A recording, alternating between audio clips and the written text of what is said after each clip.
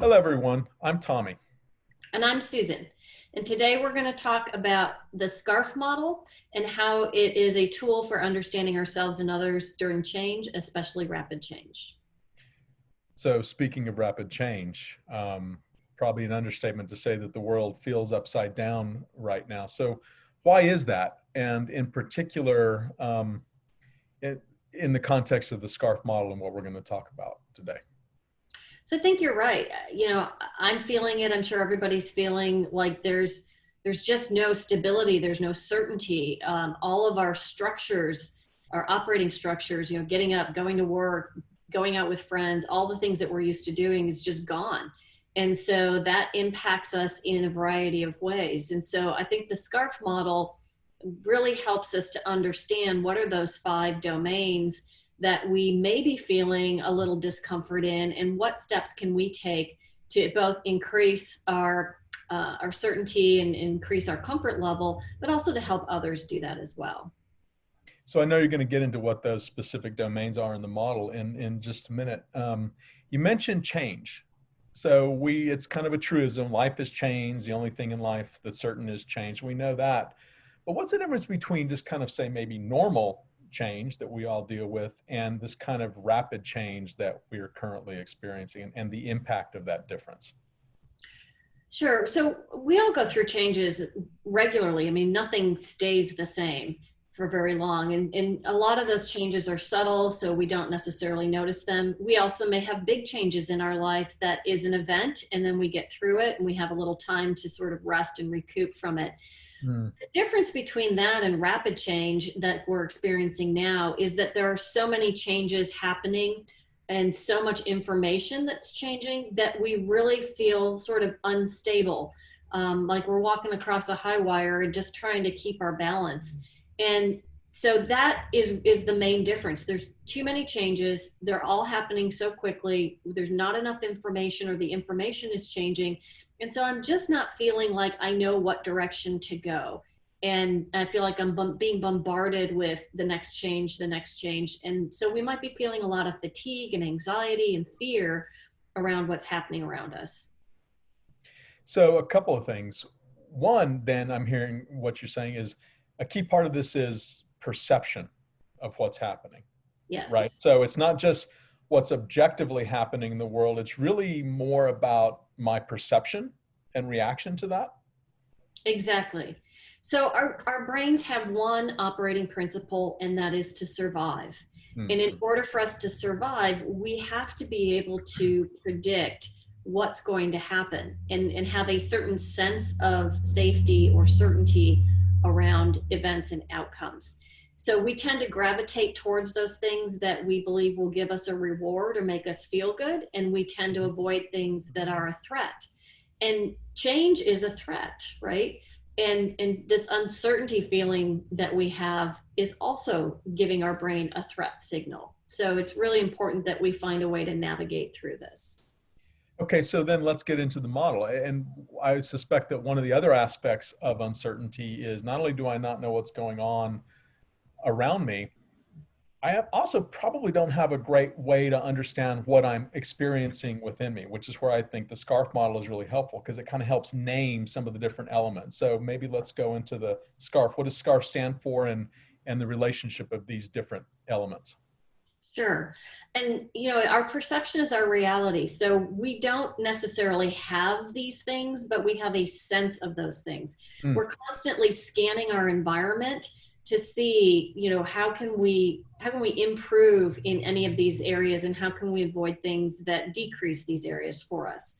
So SCARF is the acronym that covers status, certainty, autonomy, relatedness, and fairness. And this model was developed by David Rock in his neuroscience research. And it's based loosely on Maslow's hierarchy of needs. So if we look at that hierarchy and then we apply these domains to it, you can see some of the correlations. Mm. So first of all, we're constantly scanning our environment to find out what is our value in relation to others. So Mm. our status. And the challenge that we're all experiencing right now is that our status tends to be somewhat visual. So it might be the car we drive, the size of the office, where our office is located, our homes, all of those things help to contribute to our status, what we wear. And now that everybody or a lot of people are working from home, we're not having that visual cue as to what the status is. I mean, most of us are living in our dining rooms and communicating over Zoom meetings. And so you get a sense of status from that, but you don't get the same exposure to it that you would get in a face-to-face environment. Right. So some of us may feel that our status is decreasing during this time. Plus, we're probably not getting the same access to those high people we view as having a higher status than us as we would normally do. Right. And we may feel like we're being relegated to people with similar or lower status than us. And so so that all contributes to that stress and anxiety as well. And status is a way that we survive, right? The higher the status we have, typically the better our ability to survive in the world. And the lower status we have, then we don't have the resources to be able to do that. And so you're seeing some of that in these social movements as well, is trying to get more equity in terms of status. Right. The second domain is certainty, and this is our ability to predict our outcomes. So you saw when, for example, the pandemic first came out, people were saying, well, it's like the flu, but it's not like the flu. And when the Black Lives Matter movement came out, it was, this is like the 60s, but not like the 60s. So right. We need to have a sense of certainty to be able to feel comfortable taking an action. And our brains like to pattern match. So we like to say, this is like this, and try to give ourselves a sense of comfort around whatever that situation is, so right. that we can feel comfortable making decisions and feeling confident. The higher level of uncertainty is ambiguity. And there's research out there that shows that in situations of ambiguity, we are likely to be just paralyzed by the fear of making the wrong decision. Sure. And so certainty becomes our friend and uncertainty becomes our friend, because we are more likely to make a decision that has an uncertain outcome than a decision that has an ambiguous outcome, where we don't know what the outcome is, right? So that feels safer to us. Right. Huh. And we also like a little bit of certainty, or a little bit of uncertainty, and we call that novelty. So having something that's a little bit different that is intriguing to us is important, but having as much as we're having right now is really creating some havoc in our brain. Right. Makes sense. The third domain is autonomy.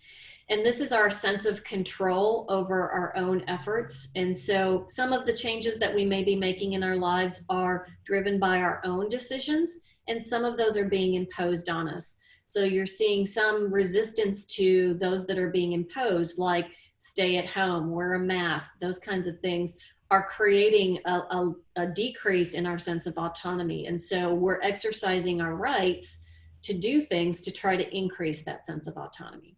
Right. Relatedness is our sense of connection with others. And so for introverts like me, I'm sort of going, hey, I get to work from home. I get to see people online. That covers my entire sense of connection that I need.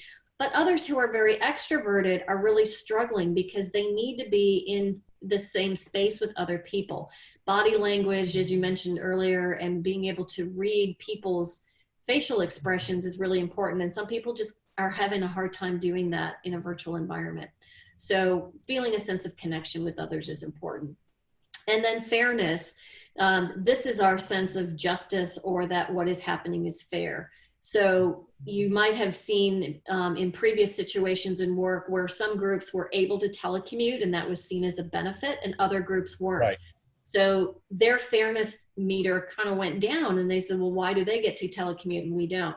Now you're seeing some fairness across the board, and where a lot more people are working virtually at all levels within an organization across multiple departments.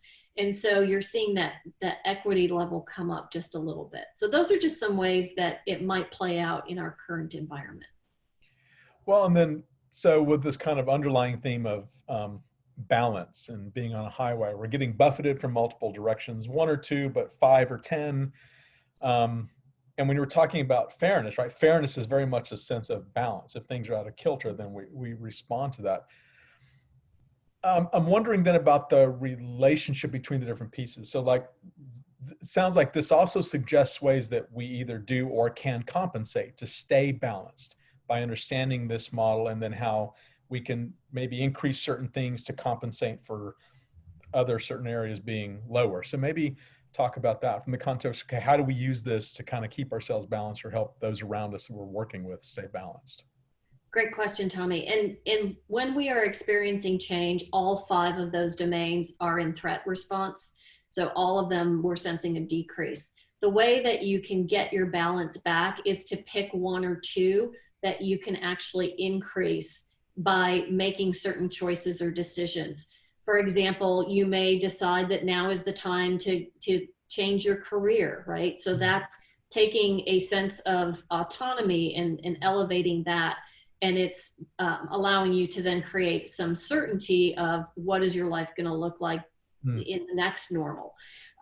You might be taking this opportunity to extend your relationship and enhance your relationship with your family, and reaching out to others using virtual means to connect with people you haven't spoken to recently. And so that allows you to increase your relatedness. So just by taking small actions and shifting your perspective and shifting your behavior a little bit, you can increase one or two of the domains, which helps to offset the loss you might be feeling in other domains where you might not have the ability to make an increase at this time. Right. And this is things we can help do for others around us as well. It sounds like, if maybe they're not seeing this, but we can help create those. Cause I'm thinking about like relatedness or certainty or some of those elements as well. Sounds like. Right. And so you're seeing a lot of organizations that are doing virtual check-ins, virtual happy hours. They're really trying to schedule group virtual calls and events so that people do continue to feel connected, since you can't just walk down the hall and say hello to somebody. And I think that really understanding where you are on each of these domains and what you need to do, and then where other people are and what needs to happen for them, helps you just to be a little bit more both self and socially aware of how do I help others increase in those domains as well. Wow, this really is very helpful. Any last comments or things that we want to be sure that we take out of this or understand? Well, I just think that we all have the ability to make choices, and choices help us to increase our certainty and our sense of autonomy. And so I would really encourage people to make some small choices, things that you feel comfortable, relatively certain about. Okay, And that will help to increase and offset some of the deficits you might be feeling in some of these other areas. that's great. Thank you very much. This is very helpful. Thanks, Tommy.